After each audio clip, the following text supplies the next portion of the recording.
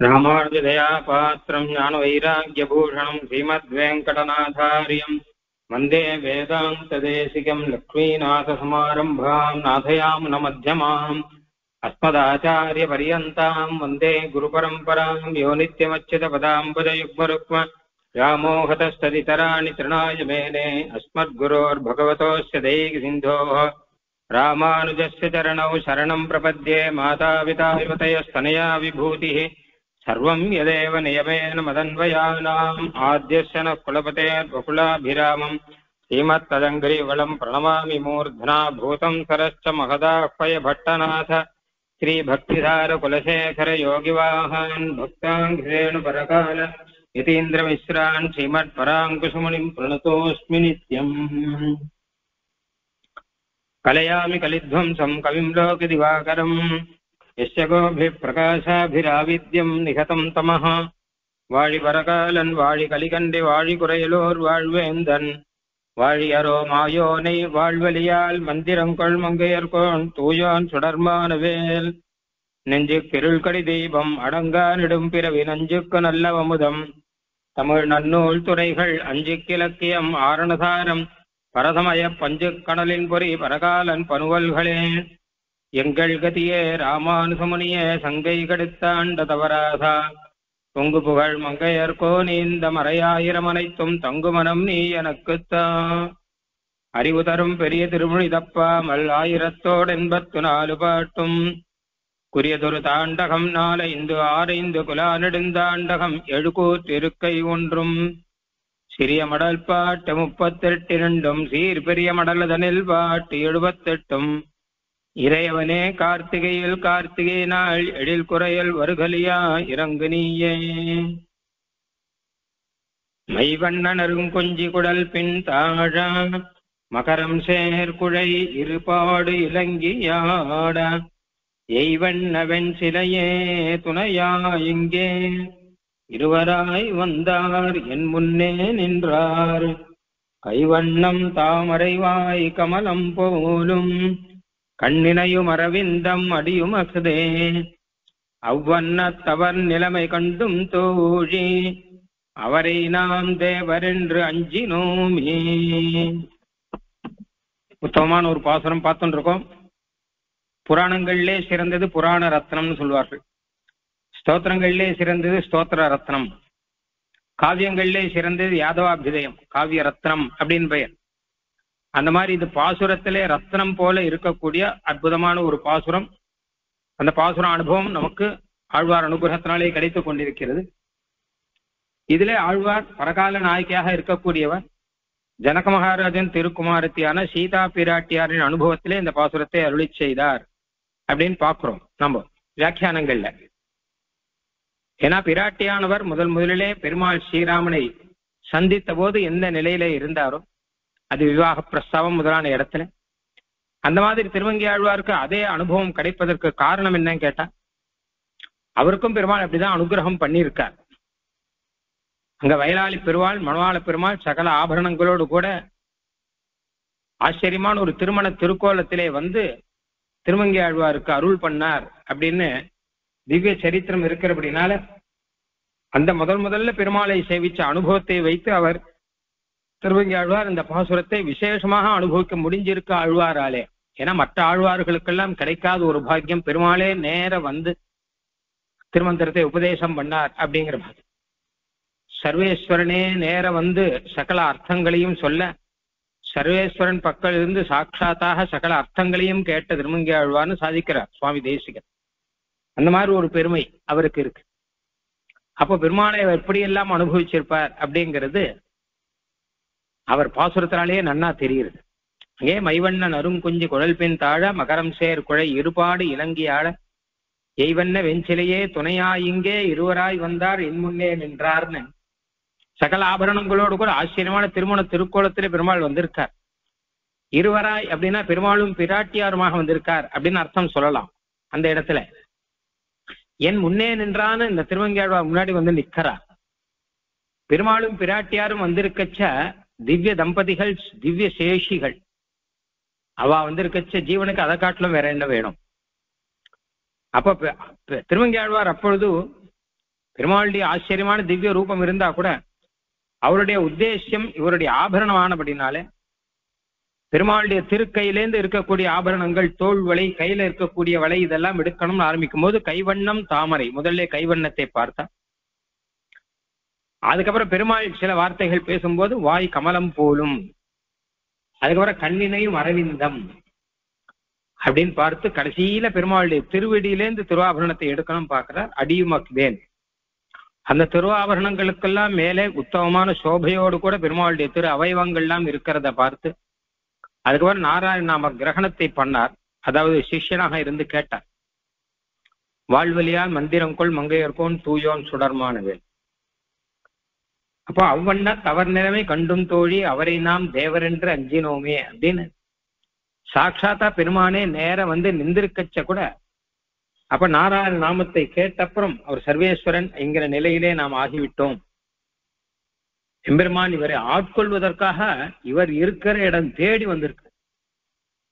இருவராய் வந்தார், இங்கே இருவராய் வந்தார், என் முன்னே நின்றார் அப்படின்னு ஆச்சரியமா அனுபவிச்சான்னு பார்த்தோம். அதுக்கேற்ற மாதிரி இந்த பாசுரத்துக்கு வியாக்கியானங்கள்ல நிறைய அர்த்தங்கள் சாதிச்சிருக்க. ஸ்ரீ பராசர பட்டர் வியாக்கியானம் ஒண்ணு இந்த பாசுரத்துக்கு பிரசித்தம். அதை சில பேர் வந்து பராசர பட்டர் பண்ணதில்லை, அவருடைய சிஷ்யர் யாரோ பண்ணது என்பதாக சொல்லுகிறார்கள். எப்படி இருந்தாலும் அதுல பல அர்த்தங்கள் சாதிச்சிருக்க.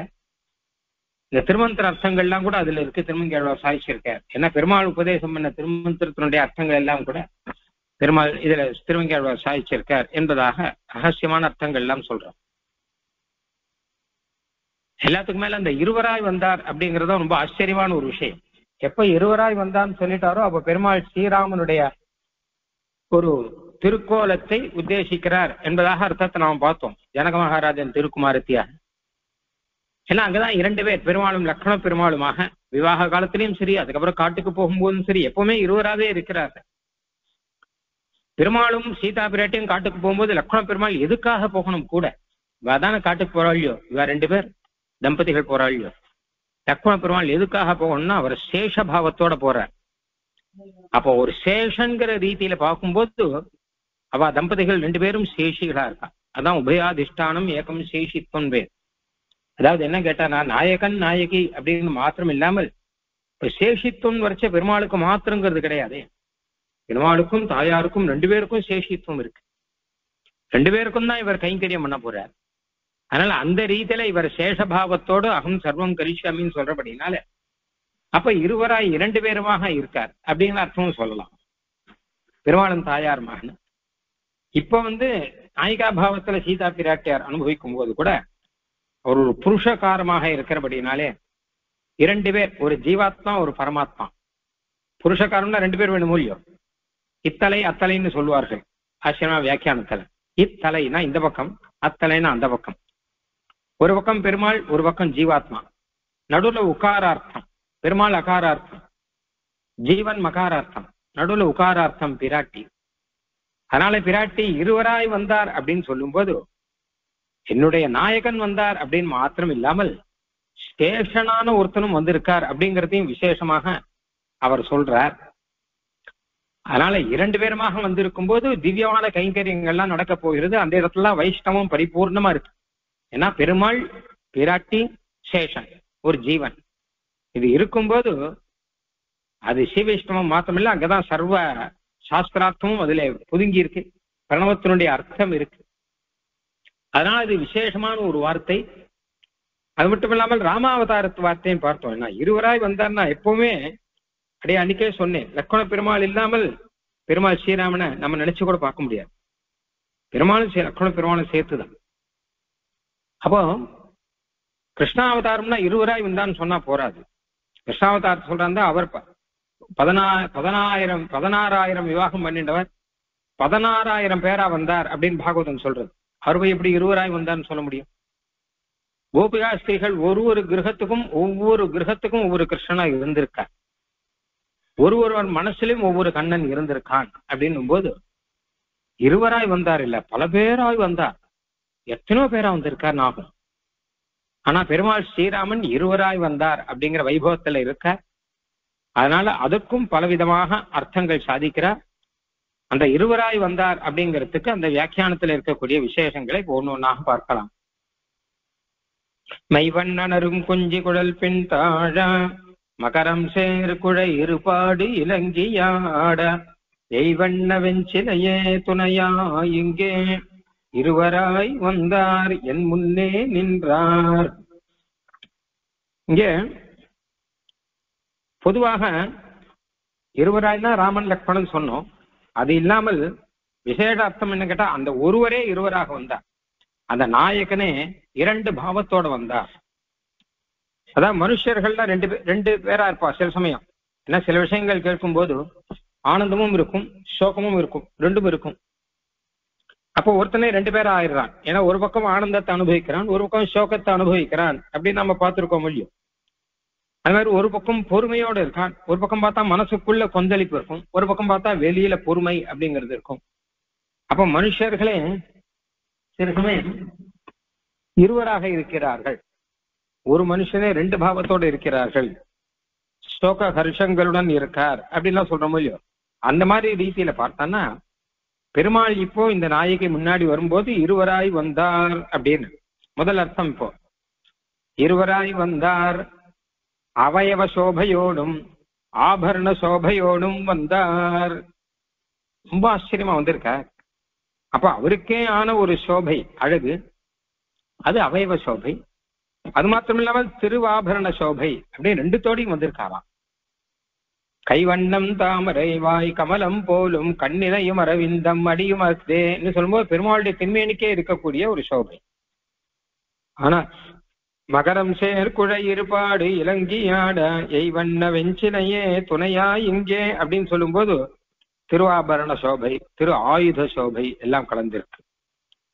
இப்ப பெருமாளை சகல பிரகாரமாக கத்தியத்தில் அனுபவிக்கிறார்.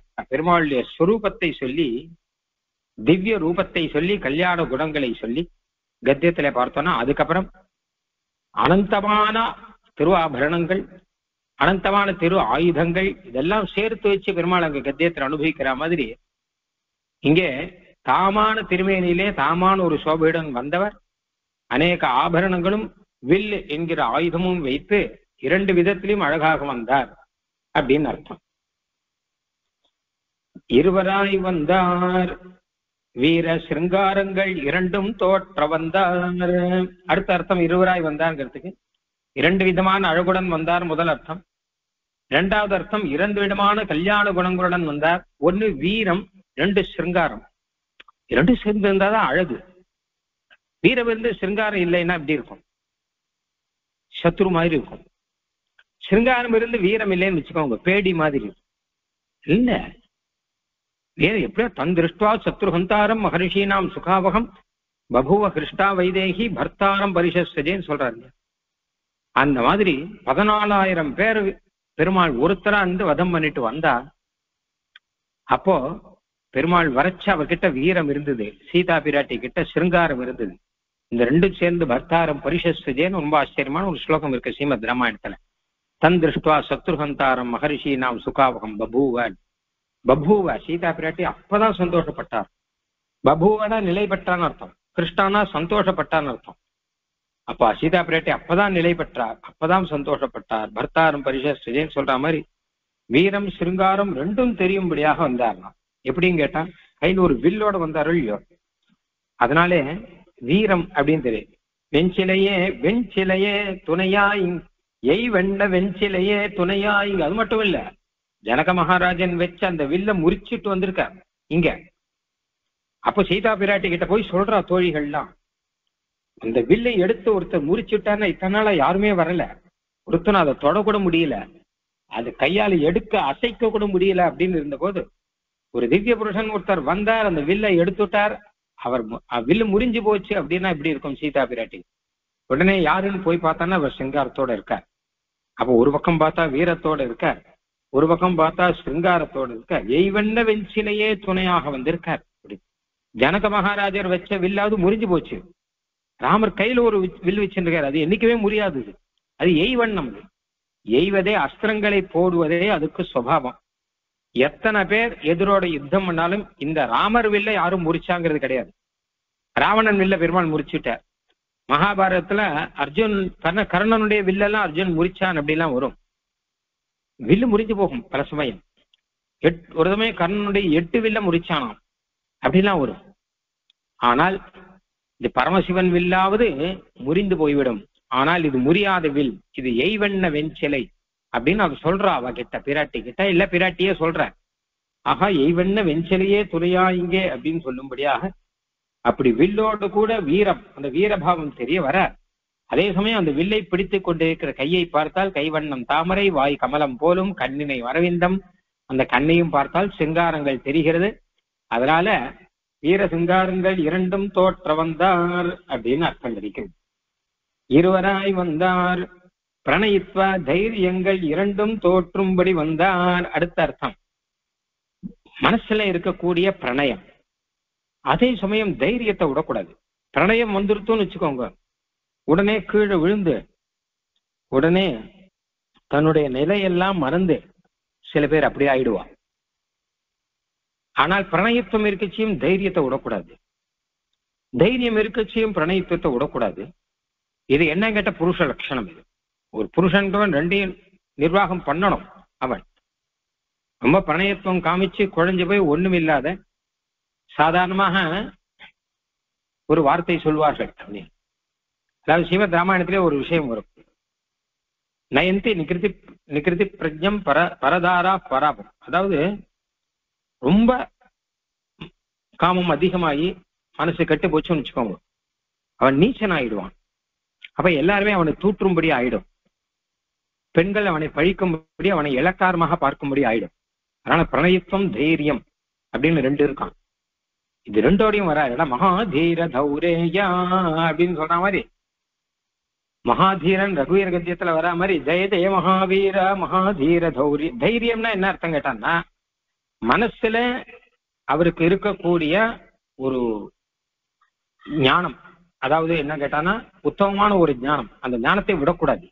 நல்ல சாஸ்திரங்கள் எல்லாம் படிச்சு உத்தமமான ஞானம் இருக்கு இல்லையா, அதை அப்படியே காப்பாத்துறதுக்கு தைரியம் அப்படின்னு பெயர். தி ரமதே, அதாவது புத்தி கெட்டு போகாமல், என்னதான் காமம் இருந்தாலும் புத்தி கெட்டு போகாமல் இருக்கிறதுக்கு தைரியம் அப்படின்னு பெயர். அது மாதிரி இந்த இடத்துல பிரணயத்துவம், அதே சமயம் வெறும் தைரியம் மாத்திரம் இருந்தா, புருஷாளுக்கு தைரியம் மாத்திரம் இருந்தால் அது அழகா இருக்காது. பிரணயத்துவம் தைரியம், காதல் தைரியம் ரெண்டும் தெரியும்படி வந்தாராம். எப்படி தெரிகிறது அப்படின்னு கேட்டா, இருவராய் வந்தார் என் முன்னே நின்றார் அப்படின்னா, நேர வந்து என் முன்னே வராரு இல்லையா, அப்போ காதல் தெரியுது. என் முன்னே நின்றார்னு தைரியமா வந்து நிக்கிறார, அப்ப தைரியம் தெரியுது. இருவராய் வந்தார் என் முன்னே நின்றார் அப்படின்னு. அடுத்த அர்த்தம், இருவராய் வந்தார் வினய தௌத்தியங்கள் இரண்டும் தெரியும்படி வந்தார் அப்படின்னு. வினயம் தெரியும்படியாகவும், தௌத்தியம்னா நிறைய வார்த்தை பேசுறவராகவும் வரணும், தன்னுடைய பாவத்தை எல்லாம் சொல்லக்கூடியவராக வரணும். அதே சமயம் தான் அதிகம் பேசாதவர் அப்படிங்கிற மாதிரி அந்த காம்பீரியத்தையும் விடக்கூடாது. ரகசியம ராமாயணத்துலாம் வரும், பகு பாஷைதா நேன நகிஞ்சித் அபபாஷிதம்.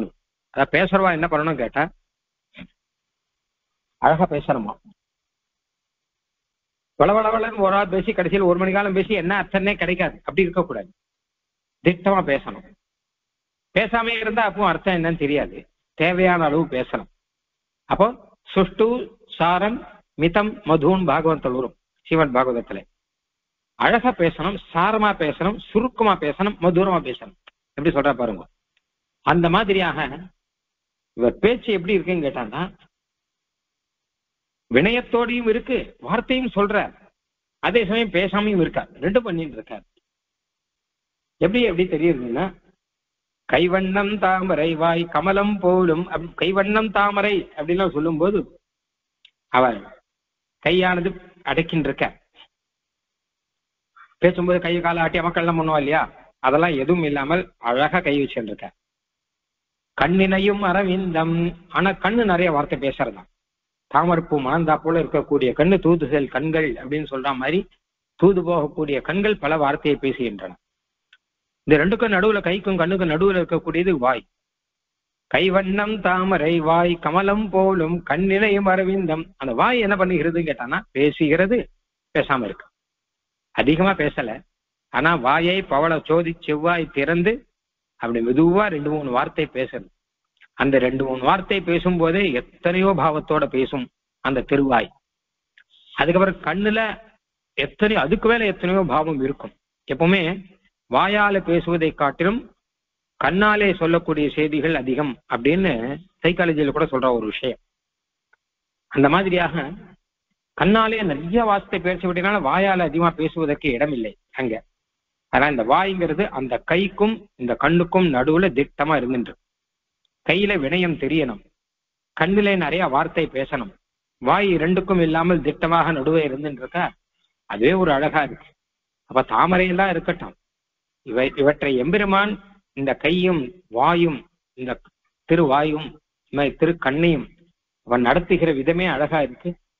அதனால இருவராய் வந்தார், நிறைய பேசிண்டே வந்தார், அதே சமயம் பேசாமலும் வந்தார் அப்படின்னு அர்த்தம். அடுத்து இருவராய் வந்தார், 2 நினைவோடே வந்தார் அப்படின்னு அர்த்தம். அடுத்த அர்த்தம், அதாவது எம்பெருமானுக்கு 2 நினைவு என்ன கேட்டான்னா, இனிமேல் உன்னை விட்டு பிரிந்து இருக்க மாட்டேன் அப்படின்னு ஒரு எண்ணம் இருக்கு, பிரிந்தால் நான் உயிர் தரிக்க மாட்டேன் அப்படின்னு ஒரு எண்ணம் இருக்கான். 2 இருக்கு, 2ம் தெரியும்படி வந்தார். ஏன்னா இருவராய் வந்தார், என் முன்னே நின்றார் அப்படின்னு கொள்ளியோ அப்படின்னு, என் முன்னே நேர எதிர்க்க வரதை பார்த்தா உன்னை விட்டு நான் பிரிய மாட்டேன்னு இருக்கு. அங்கே நின்னுட்டார் அப்படின்னா உன்னை விட்டு பிரிந்தால் நான் தரிக்க மாட்டேன் அப்படிங்கிற 2 நினைவும் 2 எண்ணமும் நமக்கு தெரியும்படியாக வந்தார் என்று அர்த்தம். இருவராய் வந்தார், பரத்துவம் சௌலபியம் என்று 2ம் தெரியும்படி வந்தார் அப்படின்னு அர்த்தம். எம்பெருமானுக்கே இருக்கக்கூடிய 2 குணங்கள் நாம் அடிக்கடி கேள்விப்பட்டிருக்கோம். பரத்வதி சௌலபியம் சுவாமி தேசியம் ஸ்லோகத்தில் சொல்லிருக்க. பரத்வம் இருந்து சௌலபியம் இருந்தாதான் அழகு. வெறும் பரத்வம் இருந்தால் யாரும் கிட்ட வர மாட்டாங்க, வெறும் சௌலபியம் இருந்தால் எல்லாரும் கிட்ட வருவான், பெருமை இருக்காது. ஆனால் பெருமாளுக்கு உயர்ந்த ஒரு பரத்வம் இருக்க மாதிரி உயர்ந்த ஒரு சௌலபியம் அப்படிங்கிறது இருக்கு. ஆக 2ம் தெரியும்படி வந்தார் அப்படின்னு அர்த்தம்.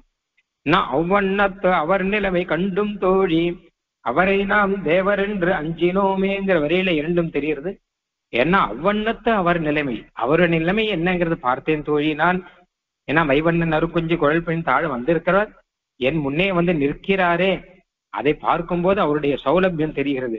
ஆனால் அவரை நாம் தேவர் என்று அஞ்சினோமேன்னு அவருடைய சௌந்தர்யாதிகளை பார்த்து இவர் தேவர் என்று சொல்லும்போது பரத்வம் தெரிகிறது, அந்த அழகிலேயே பரத்வம் தெரிகிறது. அதே சமயம் அவர் என் முன்னே வந்து நின்று இருக்கும் போது சௌலபியம் தெரிகிறது. ஏன்னா எப்படிப்பட்டவர் நித்திய சூரிகள்லாம் சேவிக்க வேண்டிய சேவை அது. அந்த சேவையை எனக்காக கொண்டு வந்து என் முன்னாடி வந்து நிற்கிறார் அவர். எல்லா முக்தர்கள் எல்லாம் இங்கிருந்து கஷ்டப்பட்டு சேவையை கொண்டு லோகம் போய் அங்க போய் சேவிக்க வேண்டிய சேவையை நான் உனக்கு கொடுக்குறேன்னு சொல்லிட்டு அந்த சௌந்தரியம் கொஞ்சம் கூட மாறாத இங்க வந்து என் முன்னாடி வந்து நின்று இந்த சேவையை கொடுக்கறாருன்னா இதை காட்டுல சௌலபியம் வேற என்ன இருக்க முடியும்? முக்தாத்மாக்கள் அனுபவிக்க வேண்டியது. நான் இங்க இருக்கும்போது இந்த இடத்துல இருக்கிற இடத்துல தேடி வந்து அதை கொடுக்குறாரு, இது சௌலபியம். அதே சமயம் அவரை நாம் தேவரென்று அஞ்சினோமே அவருடைய சௌந்தரியத்தை பார்த்து இவர் தேவர் என்று தோன்றும்படி வந்தார் அப்படிங்கிறபடினாலே பரத்வம். இருவராய் வந்தார், மானுஷோ தேவரூபினோ என்கிறபடியே திவ்ய மானுஷ பாவம் 2ம் தோற்றும்படி வந்தார். இந்த அர்த்தம் அன்னைக்கே சொன்னேன். தெய்வமாவும் வந்திருக்கார், மனுஷராகவும் வந்திருக்கார். அதான் ராமாவதாரத்தார். ராமாவதாரத்துல 2 உண்டு இல்லையோ, தெய்வ பாவமும் உண்டு, மனுஷ பாவமும் உண்டு. மனுஷ பாவத்தை நல்லா பிரகாசனம் பண்றார், தெய்வ பாவத்தை மறைச்சு வைக்கணும் பார்க்கிறார். ஆனா அதே மறைக்க முடியாமல் அதுவே பிரகாசமாக இருந்துட்டு இருக்கு அப்படின்னு இருக்கு. என்ன கேட்டா தெய்வ பாவம் எங்க இருக்குன்னா கண்ணினையும் அரவிந்தம் அடியுமாக்குதேன்னு சொல்லிச்சே, வேற யாருக்கு? கைவண்ணம் தாமரை வாய் கமலம் போலுங்கிறது தெய்வத்துக்கு, சாட்சாத் எம்பெருமானுக்கு தானே. கண்ணினையும் அரவிந்தம் சொல்ற மாதிரி புண்டரீகாட்சன் அப்படிங்கிறது எம்பெருமான் தானே, வேற யார் புண்டரீகாட்சன்னு யாருமே சொல்லலையே வேதத்துல. பரபிரம்மமான பெருமானுக்கு தானே தசேதா கப்பியாசம் புண்டரீகம் ஏவம் அக்ஷினின்னு அழகா புண்டரீகாட்சன் வேதம் அவர் தான் சொல்ற. அதனால வேதம் சொன்ன பரபிரம்மம் தெரியும்படியாக ஆச்சரியமான திருமேனியோடு கூட புண்டரீகாட்சனாக பெருமாள் வந்திருக்கார் அப்படின்னு. அதே சமயம் மனுஷ பாவனையோடு கூட கையில வில் எடுத்துட்டு வந்திருக்கார். சங்க சக்கரத்தோடு தான் வரணும். சாட்சாத் பரமாத்மா ஸ்ரீமன் நாராயணன் வரதா இருந்தா அவர் சங்க சக்கரத்தோட முன்னாடி வந்தா எப்படி இருக்கும்? ஆனா அப்படி இல்லாமல் ஏதோ ஒரு வில்லை எடுத்துட்டு பிராட்டியாரோட சேர்ந்து இருப்பதற்கு வில் தான் ஒரு வியாஜம். நல்ல வியாஜம் கிடைச்சது ராமனுக்கு.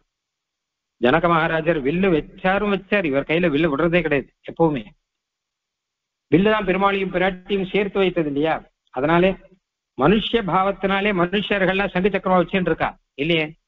மனுஷர்களுக்கெல்லாம் அந்த காலத்துல இருக்க ஒரே ஆயுதம் வில்லு தான், வேற ஆயுதம் கிடையாது. முன்னாடி எல்லாம் மனுஷர்கள்லாம் கையில வில்லு எடுத்துட்டு இருப்பான், இல்ல கத்தி வச்சுட்டு இருப்பான். இதுதான். ஆஹா, அந்த மாதிரி மனுஷ பாவனையில வில்லையே ஒரு ஆயுதமா எடுத்துக்கொண்டு வந்தவர் தெய்வ பாவனையாக புண்டரீகாட்சத்துவம் தோற்றும்படி வந்தார். இப்படியானா பரசுராமர் சரித்திரத்துல வரும். பரசுராமர் ஒரு வில்ல கொடுக்கிற, இந்த வில்லை முறித்தாதான் ஒத்துப்பேங்கிற, இந்த வில்லை நான் ஏற்றும். பரசுராமர் ஒரு ஆச்சரியமான வில்லு வச்சிருக்க, அது வைஷ்ணவ தனுசு. ஜனக மகாராஜர் கிட்ட இருந்த தனுசு சைவ தனுசு, அதுதான் முறிஞ்சு போச்சு. சீதா பிராட்டி விவாகம் ஆயிடுத்து. ஆனா பரசுராமருக்கு அது பொறுக்கல. அந்த வில்ல முறிச்சது இருக்கட்டும், இது வைஷ்ணவ தனுசு, இதை எடுத்து பாரும். என் வில் வழி கொண்டு போ என்று எதிர் வந்தான் அப்படின்னு வர. இதை உம்மால் தூக்க முடியுமான தூக்கும், இதை நான் ஏற்ற முடியுமானா நான் ஏற்றும், அதுக்கப்புறம் மற்றது பேசிக்கலாம். நீ நான் ஏற்றம் உன் கூட யுத்தம் பண்ணலாமா வேணாமான்னு அப்புறம் முடிவு பண்ணிக்கிறேன் அப்படின்னு சொல்ற. ஆனா பெருமாள் அதை அனாயாசம் அந்த கையில் வாங்கிட்டார். அதை வாங்கிட்ட உடனே பரசுராமர் புரிஞ்சுட்டார். ஓ அனாயா, ஏன்னா எடுக்கிற லாகவம்னு ஒன்று இருக்கும் இல்லையோ, கஷ்டப்பட்டு தூக்கி அப்படிலாம் இல்லாமல் அனாயாசமா இடது கையால் அதை வச்சு நிக்கிறார். உடனே பரசுராமர் இவர் யாருங்கிறத ஓரளவு புரிஞ்சுட்டார், இவர் நல்லா பராக்கிரமசாலின்னு. அப்ப அடுத்து ஒரு பயம் இருக்கு, ஏன்னா வில்ல எடுத்துட்டான்னு அடுத்து பிரயோகம் பண்ணா என்ன பண்றது? அஸ்த பிரயோகம் பண்ணா. அப்ப பெருமாளை பார்த்தான்னா பெருமாள் ராமம் கமலபத்ராட்சம், கமலபத்ராட்சனா இருக்காராம். புண்டரீக கண்ணனாக பெருமாள் ராமன் சேவை சாதிக்கிறார். பரசுராமர் பார்த்தா இவர் ரோஷராமர், இவர் கண்ணில் எப்பவுமே கோபம் இருக்கும். அடுத்து பலராமர் இருக்கார், அவர் கண்ணு எப்பவுமே சிவப்பா இருக்குமா. அப்படி இல்லாமல் கமலபத்ராட்சனா இருக்காரு. அவர் காட்டா சாட்சாத் சீவை கொண்டநாதன் தான் புரிஞ்சுட்டார். அவர் உடனே கை கூப்பிட்டார். அந்த கமலபத்ராட்சங்கிற அடையாளத்தை வச்சுண்டு பெருமாளுடைய கருணை அதுல தெரிய, வில்ல வச்சுண்டு யுத்தம் போறவன்ற யுத்தம் பண்ண வரவர், யுத்தம் பண்றேன்னு சொல்லிருக்கார் பரசுராமர். நீ வில்ல எடுத்துக்கும், அப்புறம் நான் யுத்தம் பண்றேன். யுத்தம் பண்றவா கண்ணு எப்படி இருக்கும்? ஆனா இவர் பார்த்தா கமலபத்ராட்சனா இருக்காரே, இவர் சாட்சாத் எம்பெருமான் தான் முடிவு பண்ணிட்டார். அதுக்கப்புறம் சேவிச்சுட்டு போனார் அப்படின்னு இருக்கும். அதனால அந்த ரீதியில இங்கே கண்ணினையும் அரவிந்தம் அப்படின்னு சொன்னபடினாலே அது தெய்வ பாவம் அப்படிங்கிறது தெரியுது. அதே சமயம் வில்லோட வந்தபடினாலே மனுஷ பாவம் அப்படிங்கிறது தெரியுது. இதுவும் பிராட்டி தான் சாட்சி. பரசுராமருக்கு பெருமாள் எப்படி ரெண்டு விதமா சேவை சாதிச்சிருக்காங்கிறதுக்கு பக்கத்துல பிராட்டி தானே இருந்தார். அப்புறம் இருவராய் வந்தார், தூதருமாய் நாயகருமாய் வந்தார் அப்படிங்கிறார். இருவராய் வந்தார்னா ஒரு விஷயம் சொல்ல வந்தார். நாயகனா வந்திருக்கார். ஒரு நாயகன் வந்தார்னா கூட அவருக்கு வேண்டியவன் ஒருத்தர் இருப்பான், தூத்து செல்பவன். அது யார் அப்படின்னா, எல்லாம் உபாயமும் வேறேங்கிற மாதிரி தூதனுமாம் நாதனுமாம் என்னை பற்றி சோகந்தீரன் உரைத்தால் சூகின்றானேன்னு ஒரு தேசியன் பிரபந்தத்துல. அது மாதிரி நான் தான் தூதன், நான் தான் நாதன் அப்படிங்கிறான். தூதனுமாம் நாதனுமாம் என்னை பற்றி, இது எங்க தெரியுதுன்னா பகவத்கீதையில தெரியுது. பகவத்கீதையில கிருஷ்ணன் உபதேசம் பண்றான், என்னை பற்றி சோகந்தீர், என்ன சமாசேனம் பண்ணுங்கோ மா சுச்சகான்னு சொல்றேன். ஏன்னா பாண்டவர்களுக்கு தூத்து போகணும்னு அவன் தான். இதே சமயம் மா சுச்சகா அப்படின்னு சொல்லிட்டு மாமேகம் சரணம் விரஜன்னு சொல்றவனும் அவன் தான். அப்ப ரெண்டு பாவமும் பெருமாளுக்கு இருக்குன்னு கிருஷ்ணாவதாரத்தில் தெரியறது. அந்த மாதிரி இந்த ரெண்டு பாவமும் தெரிய மாதிரி தூதனுமாக நாதனுமாக ரெண்டு விதமாக வந்திருக்கார் இங்க பெருமாள் ஸ்ரீராமன் அப்படிங்கிறது தெரியறது. அப்படின்னு எப்படின்னா, இருவராய் வந்தார் என் முன்னே நின்றார் அப்படிங்கிறபடினாலே அவர் நாயகனாக வந்திருக்கார். நேர முன்னாடி நிற்கிறபடினால நாயகனா வந்திருக்கார் அப்படின்னு தெரியுது. அதே சமயம் கண்ணினையும் அரவிந்தம் வாய் கமலம் போலும் அப்படின்னு இருக்கிறபடினாலே தூதனாக வந்திருக்கார். ஏன்னா கண்ணே தூத்து போடு, தூதுசெல் கண்கள் அப்படின்னு நம்மாழ்வாருடைய பாசனம் அது. தூதுசெல் கண்கள் கொண்டு ஒன்று பேசி தூமொழி இசை கொண்டு ஒன்று நோக்கி அப்படின்னு. ஆக தூதனுமாக நாதனுமாக இருவராக வந்தார் அப்படின்னு அர்த்தம். இருவராய் வந்தார், இரண்டு பேராக வந்தார்னா சந்திர சூரியராக வந்தார் அப்படின்னு அர்த்தம். பெருமாள் ஸ்ரீராமன் சூரிய வம்சத்திலே வந்தபடியினாலே சூரியஸ்யாபி பவேத் சூரியா அப்படின்னு ராமாயணத்துல வரும். சூரியனுக்கெல்லாம் சூரியனாக இருக்கக்கூடியவர் பெருமாள். மத்தியானே தீப்த தேஜசம்னு வரும். பளபளபளன்னு சூரியன் மாதிரி பிரகாசிக்க கூடியவராம் அப்படி வந்தார். அதே சமயம் ராமாய ராமபத்ராய ராமச்சந்திராய வேதசேன ராமச்சந்திரனாகவும் இருக்கக்கூடியவர், சூரியனாகவும் இருக்கக்கூடியவர். சூரிய குலத்திலே வந்து சூரியன் போல பிரகாசமா இருக்கக்கூடியவர், சந்திரன் போல குளிர்ச்சியா இருக்கக்கூடியவர். அப்ப பாருங்க, சூரியன் போல பிரகாசமாயும் இருக்கணும், அதே சமயம் சந்திரன் போல குளிர்ச்சியாவும் இருக்கணும். இப்போ சந்திரனுக்கு குளிர்ச்சி அதிகம் நமக்கு தெரியும், ஆனா பிரகாசம் குறைவு. இதே சூரியனை போல பிரகாசமும் அந்த பிரகாசத்துக்கு சந்திரன் கிரணங்கள் போல குளிர்ச்சி இருந்தா எப்படி இருக்கும்? எவ்வளவு ஆச்சரியமா இருக்கும். இப்போ சூரியனுக்கு மத்தியான வேலையில மேகம் மூடின்னு இருக்குன்னு வச்சுக்கோங்க, பிரகாசம் குறைஞ்சு போச்சுன்னா ஓரளவு வெயில் தெரியாம இருக்கு. அப்படி தெரியக்கூடாது. இது அபூத உபமா, இல்லாத கற்பனை பண்ணிக்கிறோம். நல்லா 12 மணி நல்ல வெயில், நல்ல பிரகாசம் இருக்கு, ஆனா வெயில் சூடு தெரியாது, பதிலுக்கு குளிர்ச்சியா இருக்கும். அப்படின்னா அப்படி இருக்கும் பாருங்க. அப்படி பெருமாள் ஸ்ரீராமச்சந்திரன் அப்படியா வராராம். ஒரு பக்கம் பார்த்தா பிரகாசம் இருக்கு, இன்னொரு பக்கம் பார்த்தா குளிர்ச்சி இருக்கு, ரெண்டு தோடையும் வராராம். எதிர்ச்சேவ சம்பிராப்தௌ சந்திரசூரியோ வசுந்தரம் அப்படின்னு பல இடத்துல இந்த விஷயங்கள் சொல்லி இருக்கு. கதிர்மதியம் போல் முகத்தான் அப்படின்னு கிருஷ்ணனை பத்தி சொல்லிச்ச கூட நாச்சியார் இந்த விஷயத்த சொல்ற. சூரிய கொடுத்த நாச்சியார், இங்கே சீதா பிராட்டியார் மாதிரி அங்கே சூரிய கொடுத்த நாச்சியார், இங்கே ராமன், அங்க கிருஷ்ணன். அப்ப கதிர்மதியம் போல் முகத்தான் யாரு அப்படின்னு கேட்டார்னா தேவகி வசுதேவ எல்லாத்தையும் சொல்லி சொல்றாரு இல்லையோ. கூர்வேல் கொடுந்தேளன் நந்தகோபன் குமரன் ஏறாந்த கண்ணி யசோதை இளஞ்சிங்கம் கார்மேனி செங்கன் கதிர்மதியம் போல் முகத்தான். நம்ம ஐவண்ணன் அருங்கொஞ்சி பாட்டுல இருக்கு, அத்தனை விசேஷமும் அதுலயும் இருக்கணும். கார்வண்ணம் அப்படின்னு இருக்கு, செங்கன் அப்படின்னு இருக்கு, கதிர்மதியம் போல் முகத்தான் அப்படின்னு இருக்கு. ஆக இத்தனை பாவமும் அங்கேயும் இருக்கு, ராட்சியா இருக்குன்னு தெரியுது.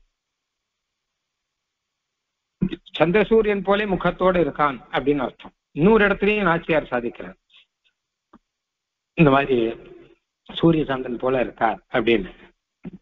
ஆக அங்கன் மாஞ்சாலத்தரசு அபிமான பங்கமாய வந்திரும் பள்ளிக்கட்டில் கீழே செங்கம் இருப்பார்வோ உந்துதலை பெய்தோம் கிங்கினி வாய்ச்செய்து தாமரை பூ போலே செங்கன் சிறிதே எம்மேல் விழியாவோ திங்களும் ஆதித்யனும் எழுந்தார் போல். ஒரே சமயத்துல சூரியோதயம் சந்திரோதயம் ரெண்டும் வந்தா எப்படி இருக்கும்? அந்த மாதிரி சுப்பிரபாத சமயத்துல நீ எழுந்திருக்கும் போது சூரியோதயமும் ஆனா மாதிரி இருக்கணும், சந்திரோதயமும் ஆனா மாதிரி இருக்கணும் அப்படிங்கிற. சரி, ஆக இருவராய் வந்தார் அப்படின்னா சூரியன் மாதிரி ஒரு சூடு இல்லை, ஆனா பிரகாசம் தெரிய முடியும், சந்திரன் மாதிரி குளிர்ச்சி தெரியும்படியாக வந்தார் அப்படின்னு அர்த்தம்.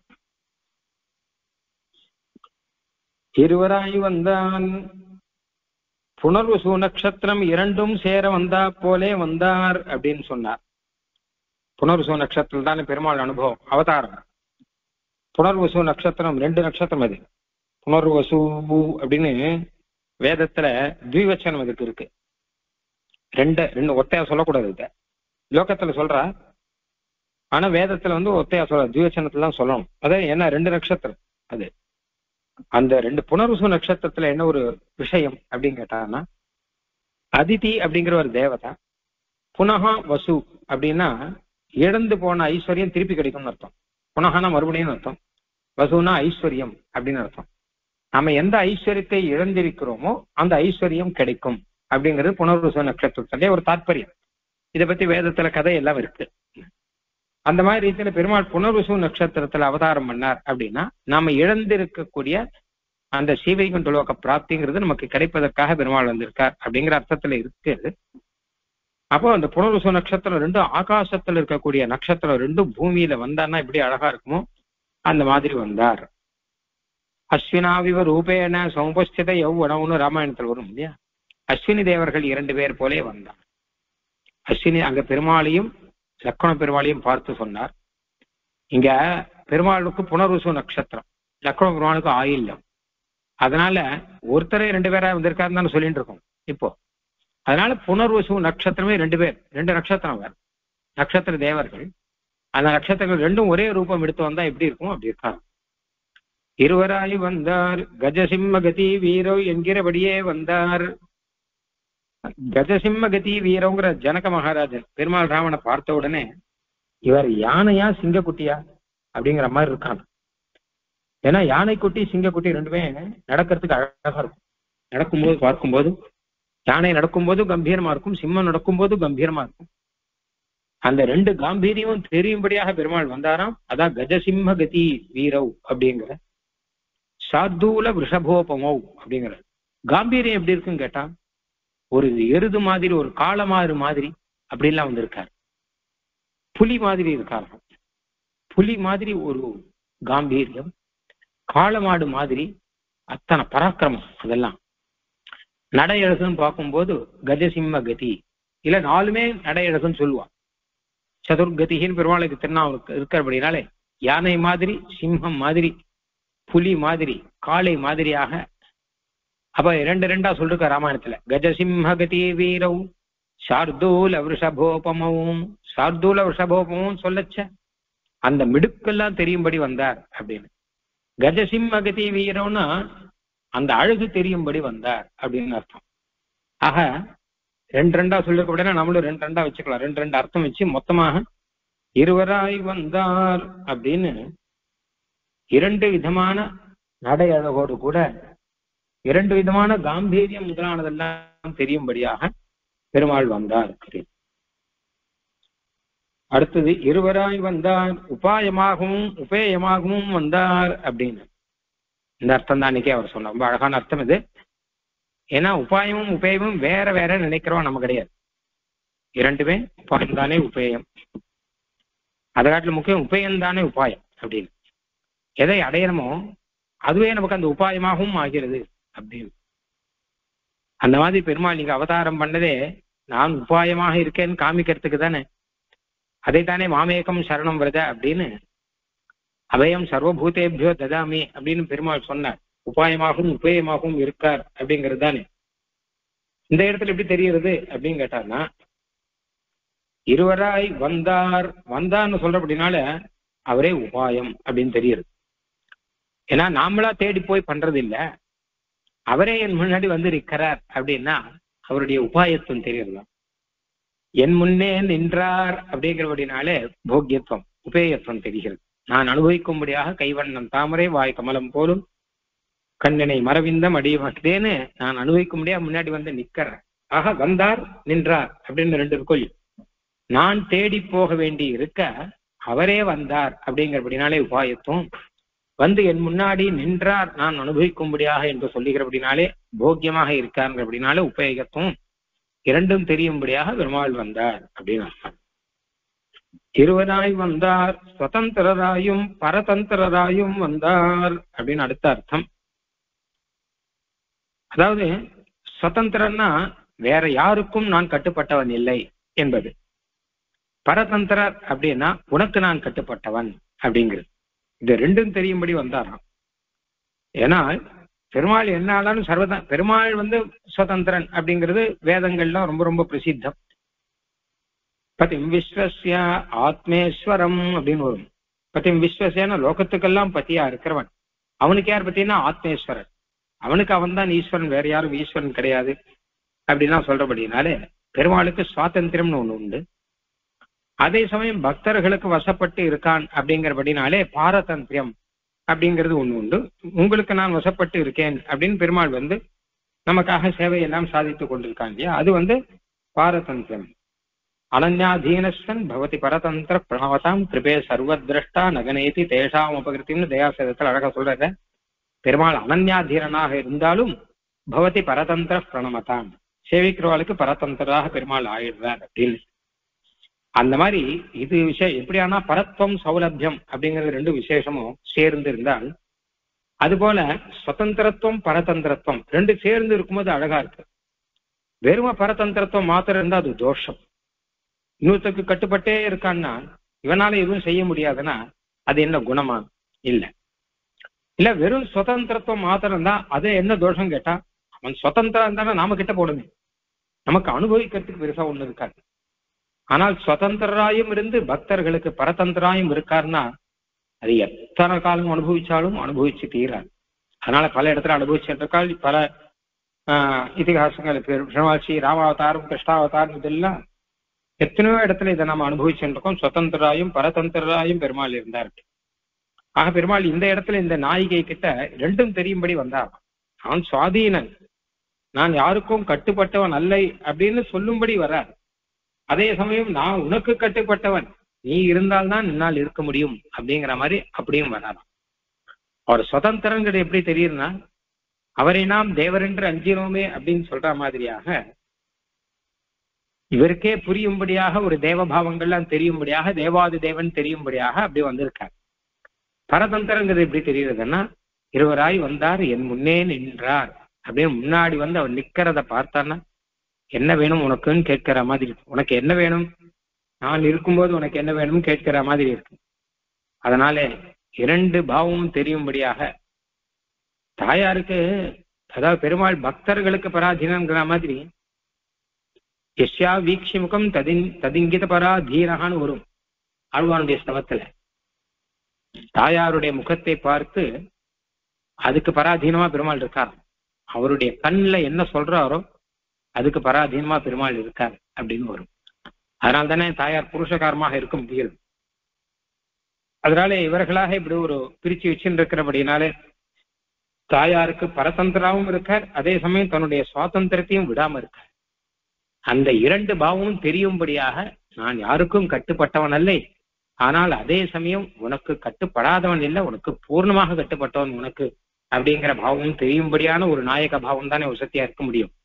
அந்த நாயக பாவத்திலே வரார் அப்படின்னு இருவராய் வந்தார் அப்படின்னு அர்த்தம். இருவராய் வந்தார், சேஷியாகவும் வந்தார், சேஷராகவும் வந்தார் அப்படின்னு அடுத்த அர்த்தம். சேஷினா சுவாமின்னு அர்த்தம், சேஷன்னா தாசன் அர்த்தம். சேஷியாக சுவாமியாக வந்தார் ஒரு பக்கம், இன்னொரு பக்கம் தாசராக வந்தார் அப்படின்னு. சுவாமியாக வந்தாருங்கிறது சொரூபத்தினாலே சுவாமியாக வந்தார், தாசராக வந்தார் அப்படிங்கிறது பிரணயத்துவத்தினாலே தாசராக வந்தார். ஏன்னா பிரணய பாவம் அப்படின்னு வரும்போது சேஷி பாவம் மாறி போயிடுன்னு கூட சொல்றான். யார் சேஷி யார் சேஷங்கிறதே தெரியாத மாதிரி ஆயிடுமா. ஆனா அந்த ரீதியில இருவராய் வந்தார், நரநாராயணர்கள் போலே வந்தார் அப்படின்னு ஒரு அர்த்தம் சொன்னார். நரநாராயணர் பெருமாள் ரெண்டு திவ்ய ரூபத்தை எடுத்து நாராயணராக வந்து ஒருவர் உபதேசம் பண்ண ஒருவர் கேட்டார் அப்படின்னு ஒரு இல்லையோ. அது நீங்க சொன்னதுனால என்ன கேட்டான்னா, பொதுவா நரநாராயணர்கள் ரெண்டு பேரும் திவ்ய புருஷர்கள் அப்படின்னும் அவளுடைய திவ்ய சௌந்தரியமும் லோகத்துல பிரசித்தம். அந்த நாராயணன் அப்படிங்கிறவர் நரன்கிறவர் தபஸ் பண்றார். தபஸை கெடுக்கிறதுக்காக அவர்கள்லாம் தேவலோகத்திலே வாழ ஸ்திரீகளை எல்லாம் அனுப்ப பெருமாள் வந்து ஊர்வசி அப்படிங்கிற அப்சர ஸ்திரியை உண்டாக்கினாராம். என்னை சுத்தி இருக்கக்கூடிய ஸ்திரீகளை பாருங்கள் காமிக்கிறார். அதை பார்த்து தேவலோகத்திலேருந்து வந்த அப்சர ஸ்திரீகள்லாம் இவாளை பார்த்து ரொம்ப வெட்கப்பட்டா.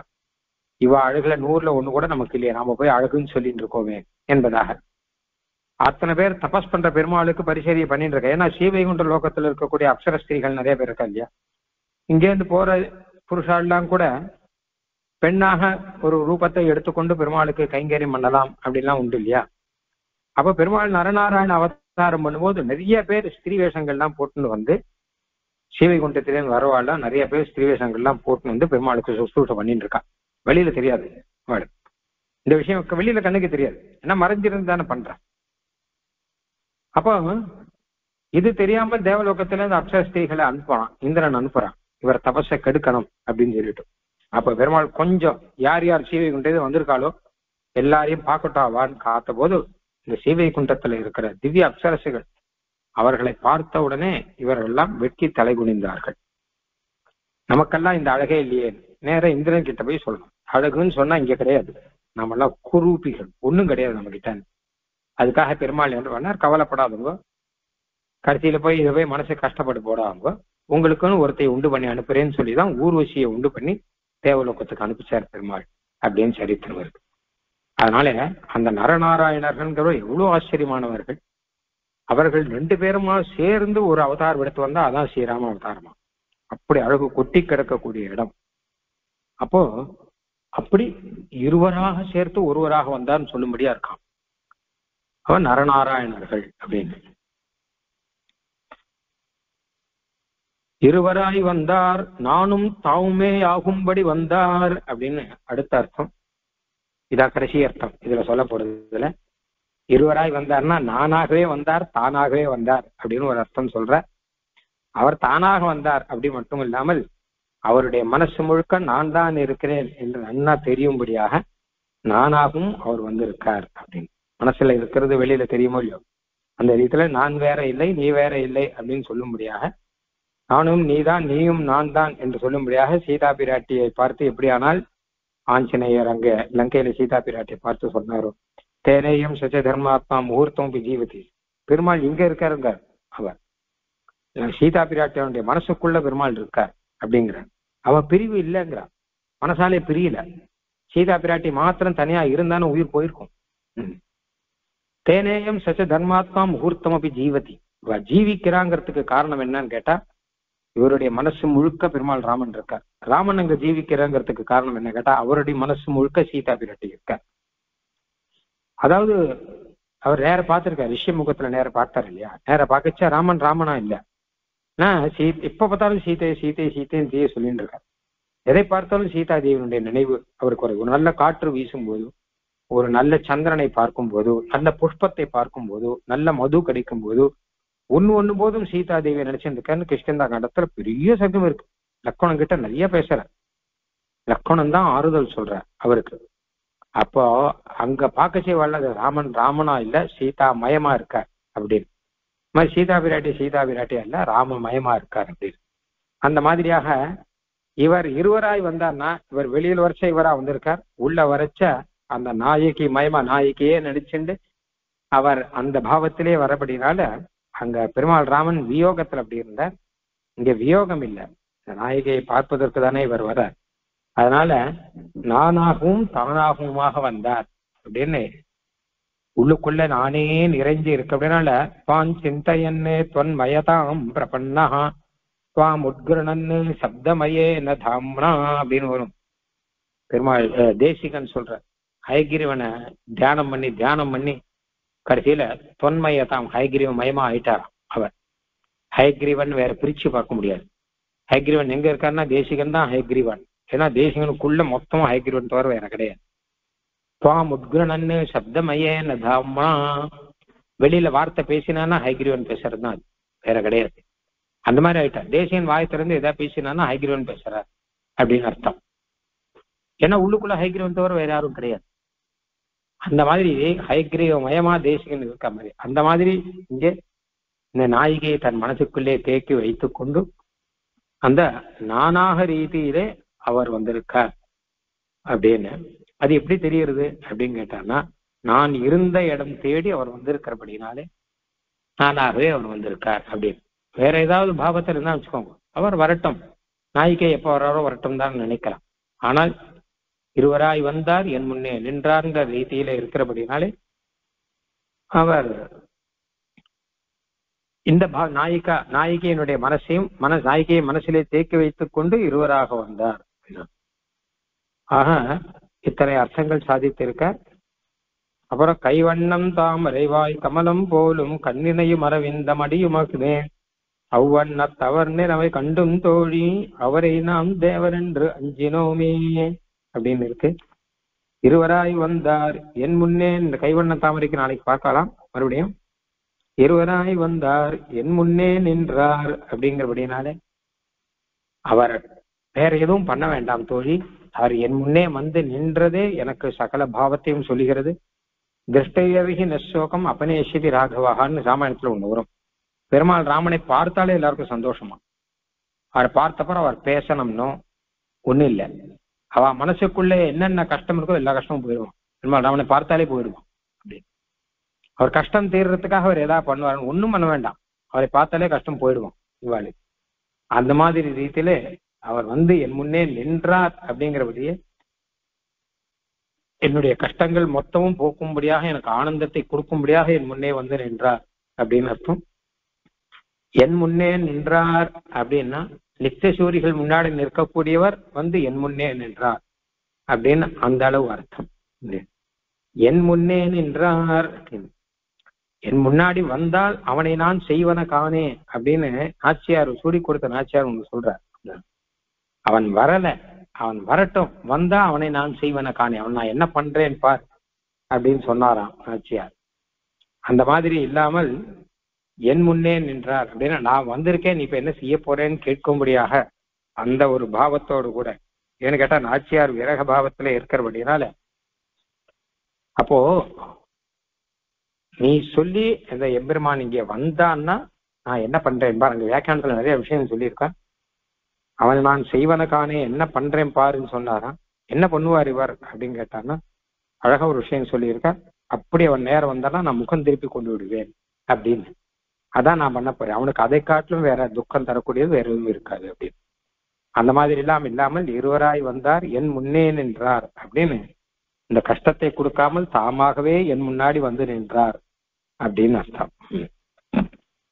இனி கைவண்ணம் தாமரை அப்படிங்கிற விஷயத்தை எல்லாம் நாளைக்கு பார்க்கலாம். அதுலயும் குறிப்பாக அவ்வண்ண தவறு நிலைமை கண்டும் தோழி அவரை நாம் தேவர் என்று அஞ்சினோமே என்று சொல்லும் போது தேவர் என்று அப்படின்னு சொல்லும் போதும் அதுலேயும் பல பாவங்கள் இங்கே வியாக்கியானங்களே சொல்லியிருக்கா. அதையும் நாம நாளைக்கு பார்க்கலாம்.